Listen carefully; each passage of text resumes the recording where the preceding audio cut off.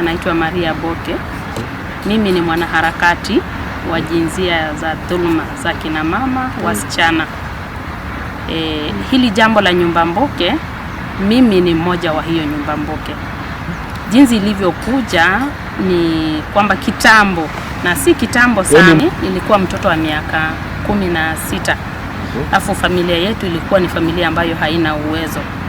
Kitambo ulikuwa ukiteleza tu, ukishika mimba unaenda nyumba mboke. Kama kwenu hakuna baba, sababu baba ndio mwamuzi. Sababu hakuwepo, alikuwa mama ndio mama hangekuwa na sauti kwa sababu anko zangu walikuwepo, ambapo ni baba wadogo. Hivyo baba wadogo walipoona tu ng'ombe walisema kwamba sasa huyu msichana ataolewa na atatupa hizo ng'ombe, sababu yule wa nyumba mboke huwa anatoa ng'ombe nyingi, na hizo ng'ombe ndizo walikuwa wakidhamini. Hawakuwa wakidhamini maisha ya msichana na vile ataenda. Na pia pale kwa ile familia ambayo sasa utaenda, kuna mwenye angejitokeza aseme kwamba yeye ndio atakuwa na wewe na atakuja muishi naye, mtazaa naye watoto, lakini hata garamika, hata sumbuka na hao watoto. Wala hakuna siku utamuona amekuja, labda amesema leo nimekuja labda na mboga, labda amekuja hata na karatasi, au mtoto ameugua mkaambatana naye kwenda hospitali. Kwa hivyo ukikaa pale, kuna dhuluma ambazo ni nyingi ambazo huwa zinaendelea. Sasa kufika pale itafika sehemu yenye hata sabuni hautapata, sabuni ya kuogea. Sasa bila wewe kufanya bidii, hakuna vile ambavyo ungefanya, kwa sababu mtu wa miaka 16 ataishije na mtoto? Na kati ya miaka 16 hapo kufika miaka 18 una mtoto wa pili, miaka 20 mtoto wa tatu, miaka 22 mtoto wa 4. Hapo hizo dhuluma mimi baada ya kuona kwamba imekuwa hivyo, nilikuwa mwanachama, niliendelea kukaa hivyo kwa hizo dhuluma mpaka nikafikisha watoto 4. Hakuna mtu wa kukuendea shamba, sababu pale unaambiwa unaenda uzae watoto, ambapo hao watoto wewe upende uzae na kila mtu, upende uzae na mtu mmoja, lakini hata ajibika na hao watoto. Kazi yako wewe, hao watoto ni watoto wako na utalea hao watoto. Mtoto akiwa mgonjwa ni mwenyewe. Kwa mfano nilikuwa wakati wa mwaka wa ilikuwa ni mwaka gani?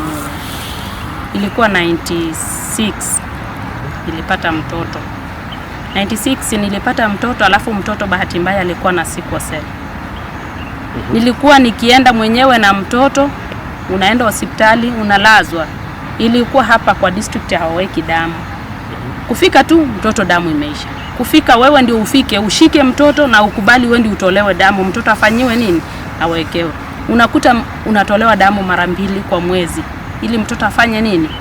Haokolewe. Hakuna mtu mwenye atakufuata, mwenye hata atajitokeza aseme kwamba ngoja mimi niende kumsaidia leo asije akatolewe damu. Kabidi nikatolewa damu mara 4. Kufika mara ya 5 mtu wa kutoa damu alifanya nini? Alikosa. Na mtu wa kukusaidia akakosa. Bahati mbaya mtoto akafanya nini? Akafariki. Kwa hivyo nyumba mboke kuna changamoto nyingi. Hata sasa hivi vile ninavyokaa hapa, hakuna vile utalipa school fee, ni shauri yako. Hata ikifika kuna wakati mwingine unakuta mnatengwa hata na serikali, sababu unaambiwa kwamba haina haja hao watoto eti wako na baba zao, na wale baba hawataki kuwahudumia watoto. Kwa hivyo na sisi pia ukisema na wewe pia hautaweza kuhudumia hao watoto kwa sababu baba yao yupo. Si unaona hapo katikati mtu anayekuja kupata shida ni mtoto. Na utakuta kwa ile familia tumeolewa kwenda, inafika mahali wale wa Kongo wanakuwa na wivu. Unakuta mzee anasema sasa kwa sababu mimi sina mtoto wangu mwenye nimezaa hapa kwa hii familia, wasichana wenye nilikuwa nao walishaolewa, kwa hivyo nina haki ya kuuza shamba langu. Na wewe umekaa kwa hiyo familia, hauna sauti ya kusema kwamba niliingia kwenye kundi la kwanza. Kundi la kwanza niliingia katika maendeleo ya wanawake. Alafu mnamo mwaka wa 2011 tukaingia kwenye kundi lilikuwa linaitwa Goseso Women Network, ambapo ilikuwa under Action Aid. Pale ndio sasa tukawa tunatolewa nje, exposure. Tunaenda training, tunapelekwa labda Kisumu, Nairobi, Bungoma, Sasa tukiwa kwa zile training, nakuta mtu anasema mimi ni mama, nimejisimamia, nina watoto na watoto wangu wamesoma. Sasa nikawa nauliza, kwani hawa wamama wao ni wamama aina gani? Sasa kufika hapo ndio nikajua kumbe mtu anaweza kujisimamia kama mama bila hata kuwa tegemezi kwa mwanaume wala kwa mtu yeyote. Kwa hivyo nikaingia kwenye hili kundi. Kitu ambacho kilinifanya hasa kuingia kwenye kundi, ilipofika mwaka wa 2000, sababu mtoto wangu wa kwanza ni wa 92, mtoto wa pili ni wa 94. Kufika huyu mtoto wa 92 akasoma, akaenda secondary. Kufika secondary, huyu mtoto kwamba alipiwe school fee. Mimi nilikuwa nikiliwa, sasa nimeanza kucha sasa ni kama akili ndio imeanza kupanuka. Hasa nikawa naenda kulima barabara.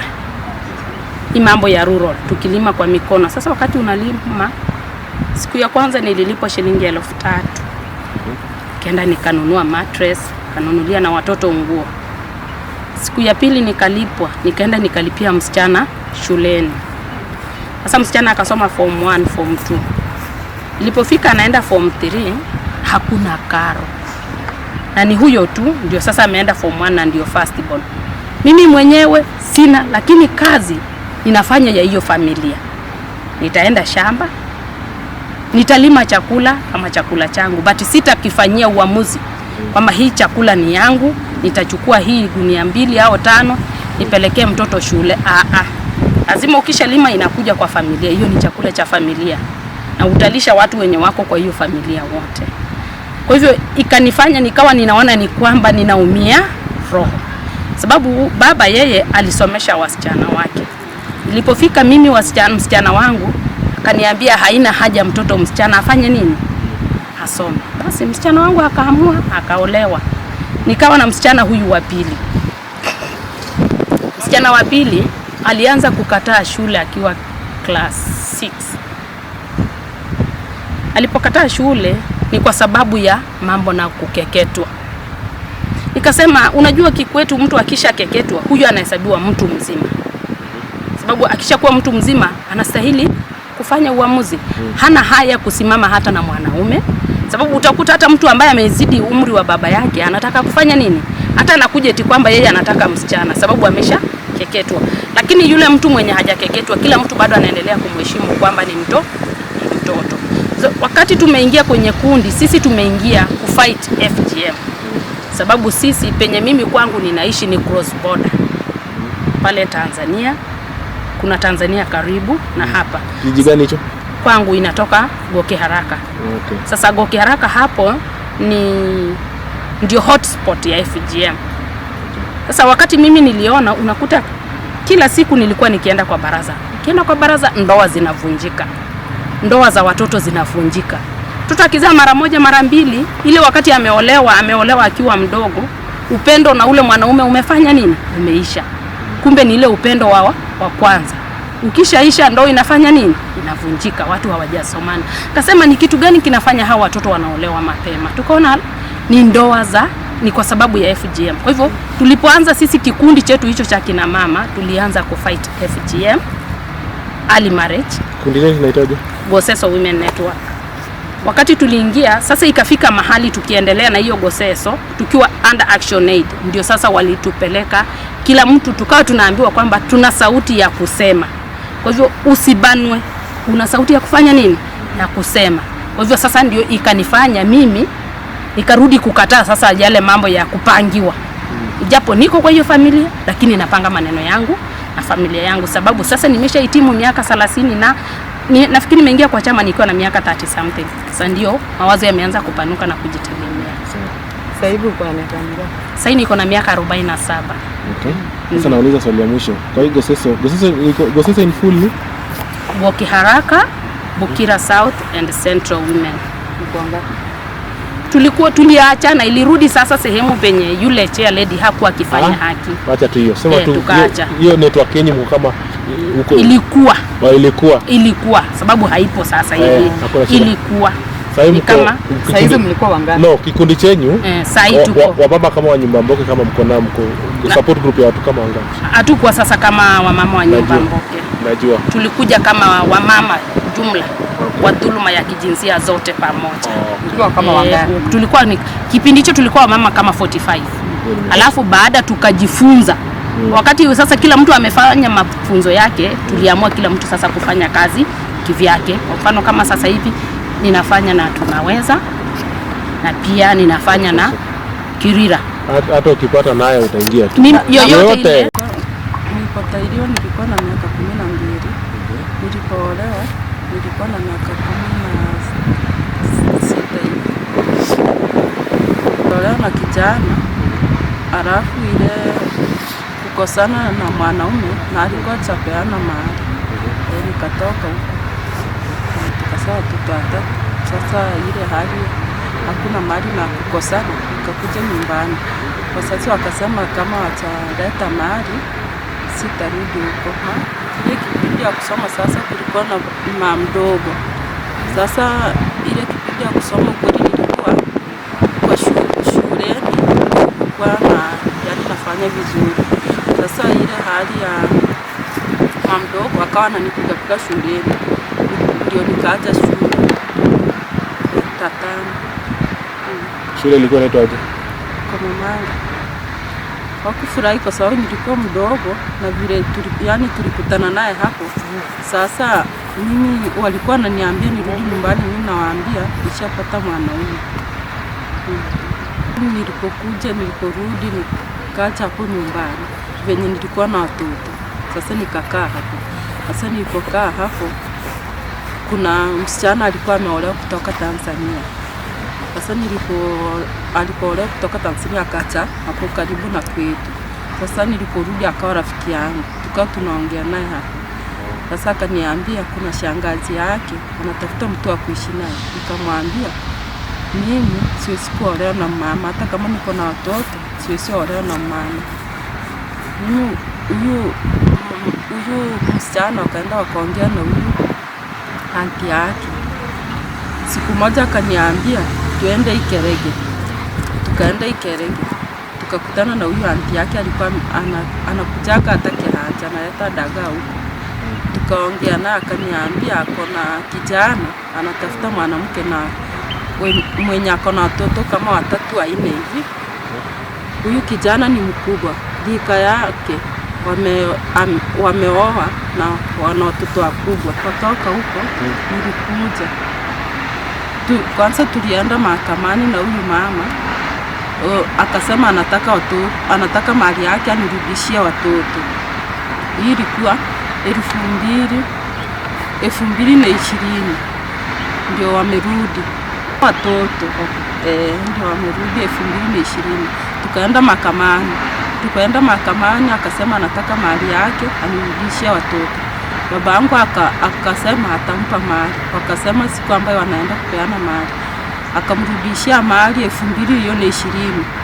Akachukua watoto wangu akanipa. Sasa niko na hao watoto. Watoto walikuwa wanaishi, huyu anaishi kwa ndugu yake, huyu anaishi kwa kijana wake. Kwa hivyo watoto sasa hivi ni wakubwa. Lakini hao watoto hata wajuani. Huyu ajui huyu na huyu ajui huyu. Sasa waliporudi wakaacha mimi ndio niko nao.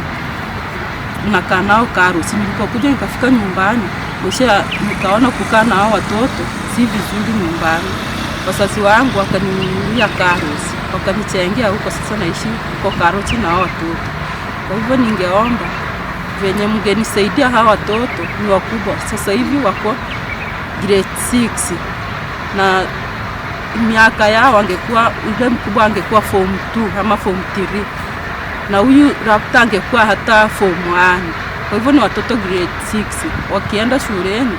Wao wananiambia mama, tukienda hata watoto wanatuchekelea tuko wakubwa kwa hiyo klasi. Sasa ningependa venye mngenisaidia hao watoto hata ingawacha wasome, ama hata maisha yenye walilelea ukweli ni mabaya.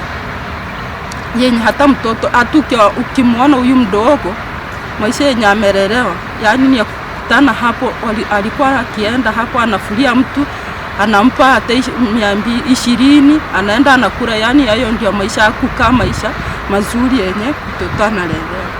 Yani mambo yake ni kupigana, hajui mtu mzima, hajui mdogo, yani yeye ni kupelekana na watu.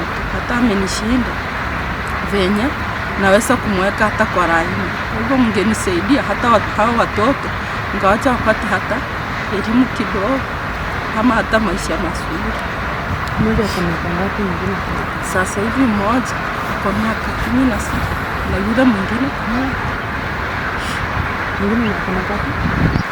Yule mkubwa ako na miaka 17 na huyu ako na miaka 13 anaelekea 14. Na walisema walikuwa mji gani? Alafu walipokuwa huko pia walikeketwa ama wao walijua kwa sababu? Walipokuwa huko hakukeketwa. Walikuwa wapi? Walifichwa wapi? Walikuwa Dar es Salaam. Waliporudi kuja hapa sasa, huyu mama ananiambia eti anataka kuwakeketa. Nikakataa, nikasema watoto wangu ngoja nikaenda kuwakeketa mwenyewe, nitawakeketa. Akasema eti kama siwezi kukeketa watoto kawakeketa. Nikamwambia sasa nimeondoka na watoto wachakeketa, na walipokuja hapa bado wachakeketa, ndio wakataza wasikeketa kwa sababu keketa si Naitwa Bishop Chacha Robi John kutoka kwa kanisa la Jesus Christ Livingstone Ministry, na pia mimi ni champion wa shirika hili la Tunaweza Empowerment Organization. Jambo kubwa ambalo tunafanya sisi kama kanisa, tunawapatiana shirika nafasi ya kuja kufundisha especially vijana.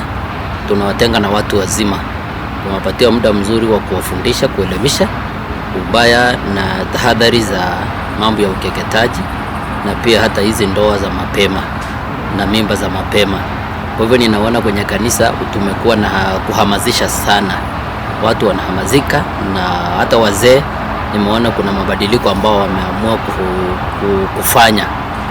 Na vile vile pia tunapeana nafasi ya cross border, kwa sababu pale tunapotoka kwa kanisa letu tuko karibu na Tanzania. Kuna wale watu ambao wakiingia mambo ya anti-FGM hiyo zoezi likifanyika Tanzania wanakimbilia huko. So sisi kama kanisa tunakuwa mstari wa kwanza kupeana information kwa serikali yetu ya Kenya, na kupeana information pia kwa mashirika, ili tuweze defend wale ambao ni watu wanakuja kwa ajili ya kutaka kufanya zoezi katika taifa letu la Kenya. Very much. I am Emmanuel Mwitarioba. I work at Tunaweza Empowerment Organization. We are dealing with rallying the community for full abandonment of FGM, and one of the challenges that we are facing right now is new trends which include cross-border FGM, and this is because the Korean community largely lives in Kenya and Tanzania, so they also share most of the cultural practices and the social norms which are strongly reinforced by the elders who come from both communities in Kenya and Tanzania. So actually, in ending FGM, it requires for us to work closely, the Kenyan government and the Tanzanian government, plus all stakeholders, to address this, because you cannot end GBV or FGM in Kenya without addressing it in the neighboring country Tanzania. So what we've done is to establish a cross-border task force that contains all stakeholders, the government officials, the civil society organizations, and other frontliners like the children's department, and those who are even the cultural elders and the religious elders.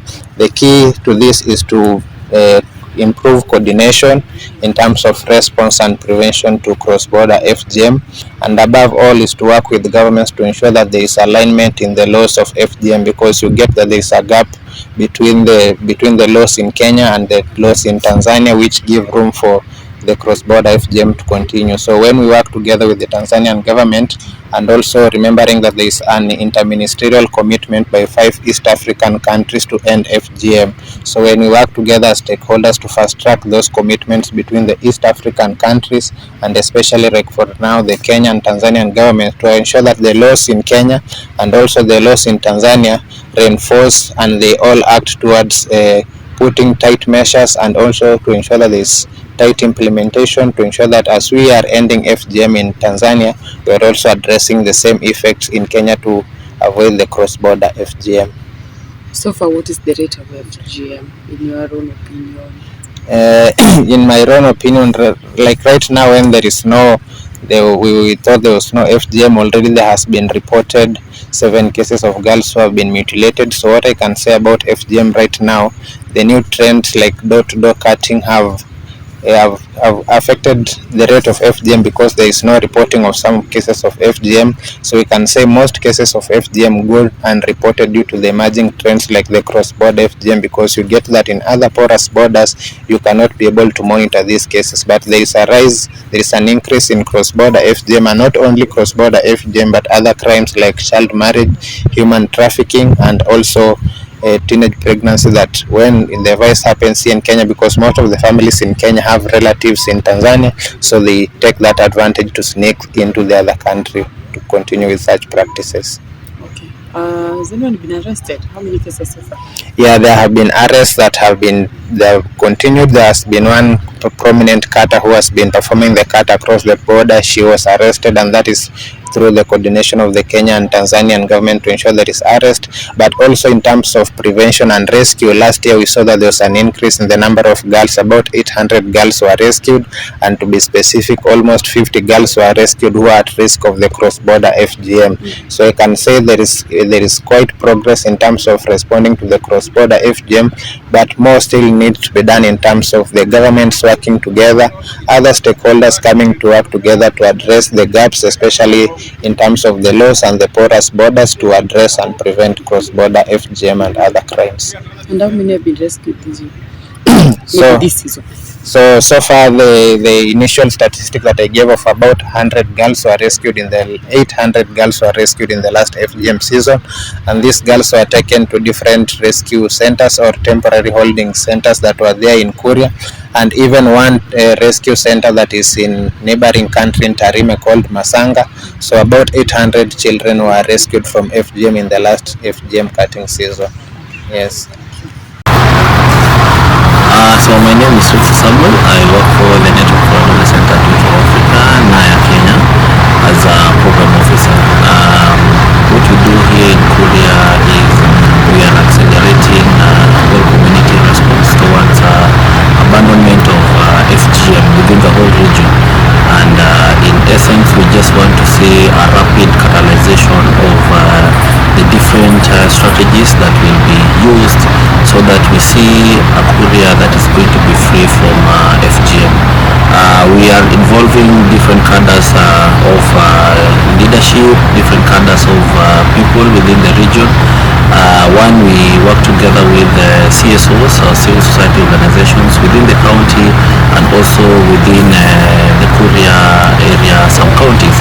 And this is just to leverage on each other's strengths so that we can see an end to FGM in the near future.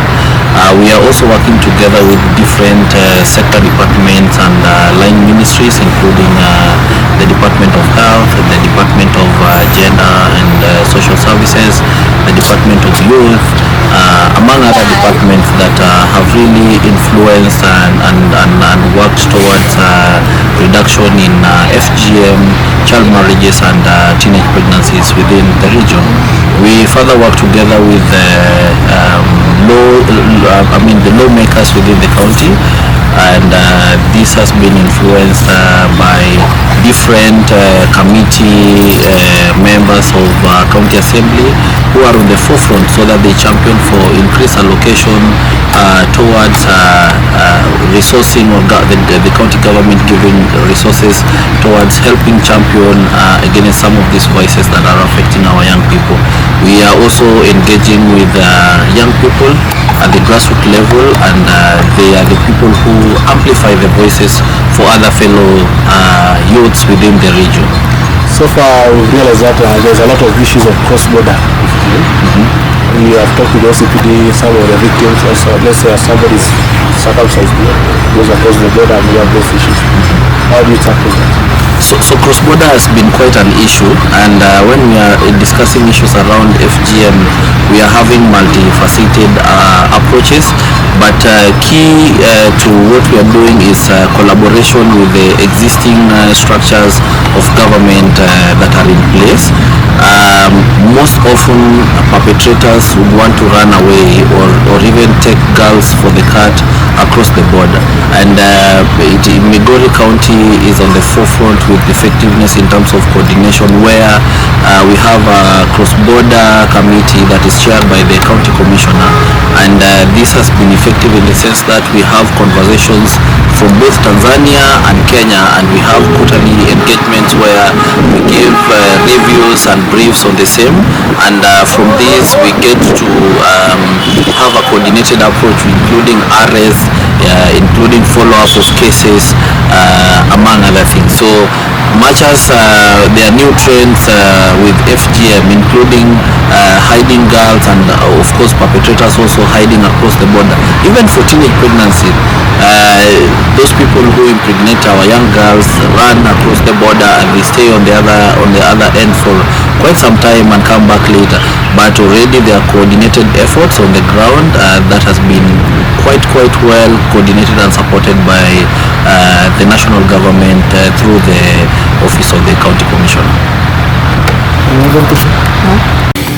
Okay. I introduce myself. Yes. My name is Inspector Agatha Wekesa. I am the Deputy OCS Kahacha Police Station. I've been here for quite some time. I work mostly on matters related SGBB. I work with also the cross-border community, cross-border task force for the police. I am the coordinator for the Kenyan side. Yeah. So what message do you have to the Kuria community about FGM, both in Kenya and Tanzania? What are the effects you are facing? Well, FGM is an outlawed culture. In as much as it is culture, we have positive and negative culture. And the people of Kuria should embrace the fact that FGM is outlawed. It is a culture that is detrimental to the female gender or to the women in Kuria. FGM results in so many things. It is a simple act of cutting a girl that will come out, will affect her biologically, will affect her health. That is the first step of FGM. And you see, FGM is grievous harm. It is not a normal assault, because at the end of the day, after the clitoris is cut, it cannot grow back. Then, now after FGM, let's say, set the health implications aside, so many things come after FGM. After FGM, we'll have school dropout resulting to child marriage resulting to unwanted pregnancy resulting to teen births, mothers and fathers who cannot take care of these children. And you see, after a child has come, FGM, school dropout, child marriage, defilement, vitu kama hizo, teen pregnancy, funny children around the community who do not have somebody to take care of, and that one, at the end of the day, we give back, we reborn, poverty. Like then it becomes a continuous cycle. You are born in a poor family, you get cut at 14, you get pregnant at 15, you get married at 16, at 18 you are a man of 3 children who are very poor and you cannot afford good education for them. And with that, the community will let go of this outlawed culture. As a security officer, what are the most cases you did tackle around here which you can say are directly caused by FGM? Well, FGM, cases that directly relate to FGM, the first one I would say is defilement. Aside FGM itself is an offense, but aside FGM, we got defilement. Defilement, we got child marriage, which are so many as at now. So many girls are victims of child marriage.